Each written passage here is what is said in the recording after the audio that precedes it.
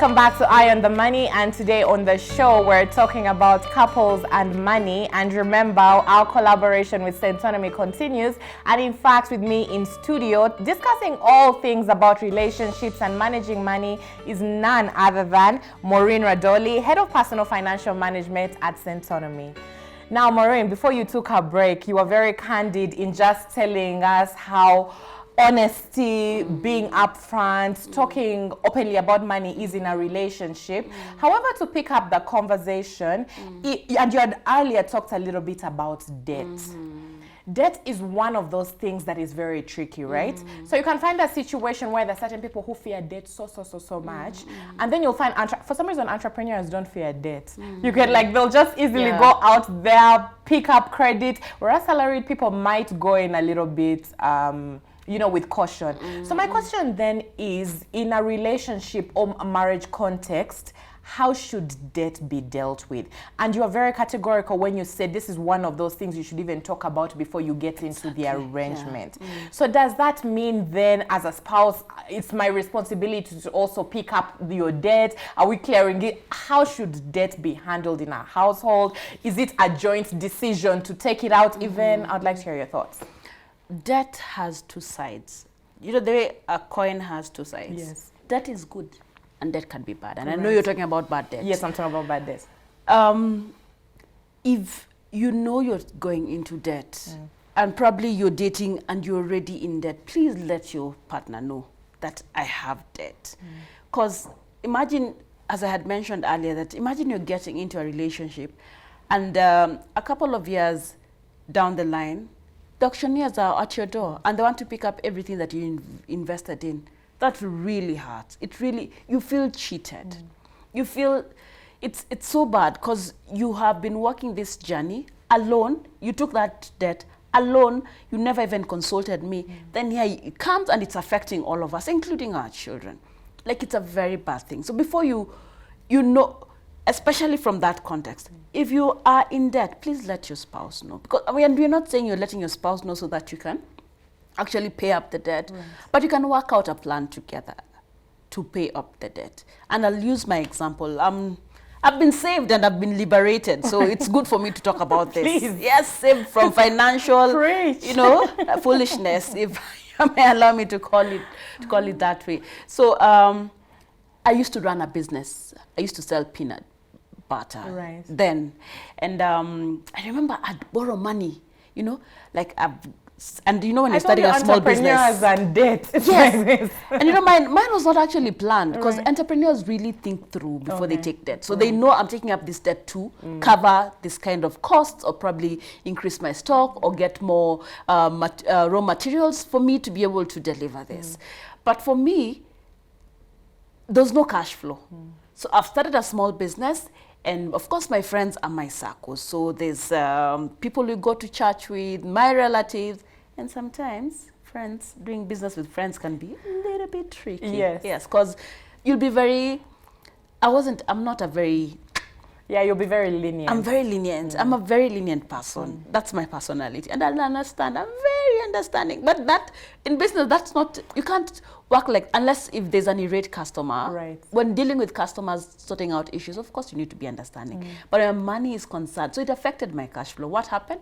I started borrowing money. And where am I borrowing this money? Of course, the easiest place to get money is either mobile phone, mobile apps, or the Shylock people. And we had one now, we've seen it. So Mama so-and-so can actually lend me some money. Started with 4,000, grew to 8,000. Went all the way to 26,000. I'm just depending on this very nice small business, and of course I had a big vision for it, but my executing was just bad. So I get the money and I'm like, okay, this lady now we meet on the run, she's like, but then remember next week you need to pay up my money. And they're not, these guys can be a little bit rough.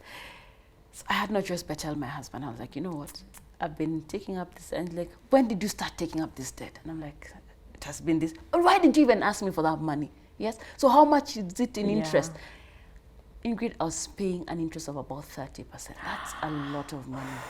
I don't have any money. I do not have raw materials to process my product. I have clients and so much money is lying out. I had to go and tell him, trust me, it took quite a little bit of time before we actually sorted that thing out. I ironed it out. So I realized, because the first statement was, why didn't you tell me about it? Yes. So please talk about it. If you're planning to go into debt, instead of taking debt for the purposes of maintaining your lifestyle, take debt for the purposes of growing your assets. And people need to understand that it is okay to adjust your lifestyle. Right. Yes. If I've lost my job, and Corona has taught us a lot, during this period, we have just learned a lot, that it is okay to actually move from a very expensive house or estate to a cheaper estate. For sure. Because trust, why are you doing that for people? Because we want to live our lifestyle for people to don't look for anybody's approval. Yes, just live your life, and that is what causes many people to get into debt. So get debt as a family and discuss, and make sure you have a repayment plan. Because without a repayment plan, that becomes a little bit difficult for people, and for people who are already in debt and they're getting into a relationship. When you tell your spouse, just tell them this is my repayment plan. But because you told them from the onset, trust me, they will work with you. I am a human being and I understand. Yeah. Because the moment I tell you, Ingrid, I do not have transport to leave the studio today, you'll tell me, okay, fine, I have some 200 bob here. Right. Will it get you there? Yeah, it will get you. Just go take a matatu and you'll get your destination. Park your car if you have to. Fuel prices, my goodness, right now we are not even talking about it. You don't have to drive that car. True. Who will tell when you get into the office that you used a matatu? Nobody. Who cares? Yes.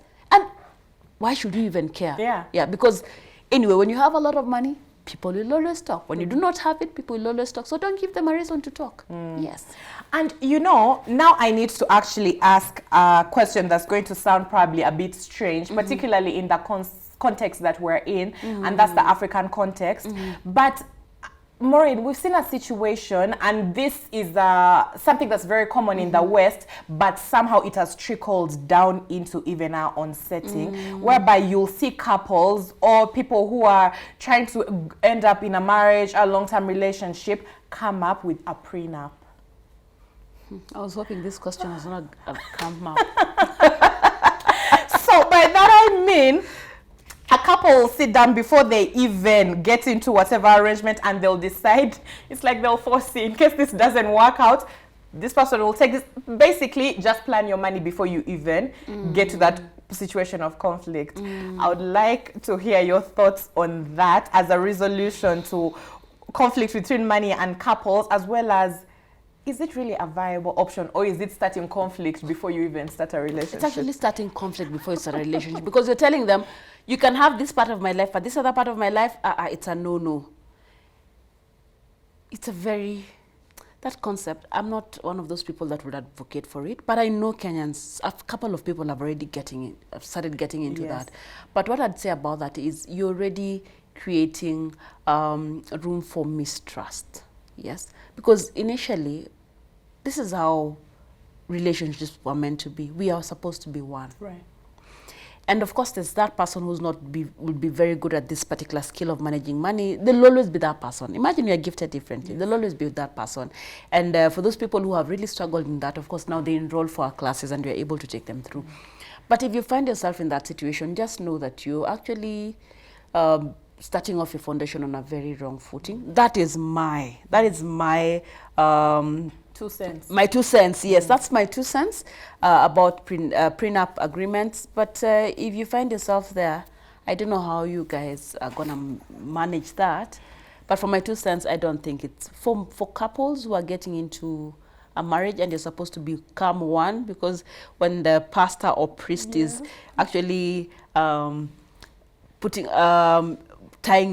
when you're exchanging the vows, that's one thing they'll always tell you, that you're becoming one. Yes. So let every aspect of your life, including the bad, become one. Because Agreed. in one way or another, you'll actually impact your spouse positively. If you're very good in a certain area, you'll actually impact them in a very positive way. And of course, you end up as winners. We always, and when couples are fighting, that's the other thing, is regarding money. Please fight from a point of, we are fighting as a team, not fighting you. So we don't fight you. And if your spouse has weaknesses with money, and I need to bring this up, Ingrid, don't go attacking them. Right. Come from a point of, I think we should actually start working this money out this way. I think we should actually think about assets. And don't bring in other couples, because you'll be comparing again. Why do you want to compare your spouse? I think if we started planning about probably building our home, I think this is what we should do. But don't start talking about other people who are doing that, because you're actually trying to tell them you should be doing things like so and so. Right. So start the conversation from we should actually start planning it out this way. Yes. Now, even as we get to the end of this conversation, every show, I usually like to leave the audience with a take home. I like to call it the financial tip. Like, if you forget anything else in this whole conversation, please remember. So usually I'll prepare it ahead of, but because I knew you were coming, I decided, why bother? I have the expert with me in studio. So if you were to summarize our whole, a little over 30-minute conversation today, what would be the one thing you'd like couples to take home when it comes to managing money in relationships and avoiding conflict? Number one, be honest. Be honest about your money position. Talk about it. Just know that not everybody, you're not an expert, but iron sharpens iron. So if you work as a team, you'll definitely win. That was number 3. Yeah. Number 4, make sure you save. Pay yourself first before you start spending your money. And when I say about paying yourself first, I'm simply talking about what are your goals that you have. So save money towards those goals. Number 3, please, that is number 5, sorry. Number 5, make sure you track your spending, because many people will tell us, we don't have money to save. I don't know where I'll get this extra amounts of money.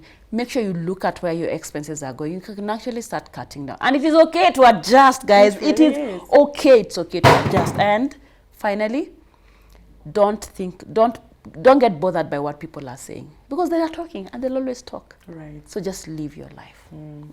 Now, Maureen, thank you very much for making the time to talk to us about such an important conversation about relationships and money, because we know that has been a very, very big source of conflict and even eventual divorces.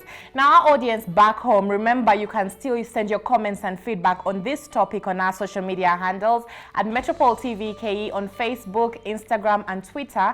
And just in case you missed out on some of our past episodes that we've done in the Centonomy collaboration, you can find all those on YouTube. And remember, we'll be back here next week to discuss children and money.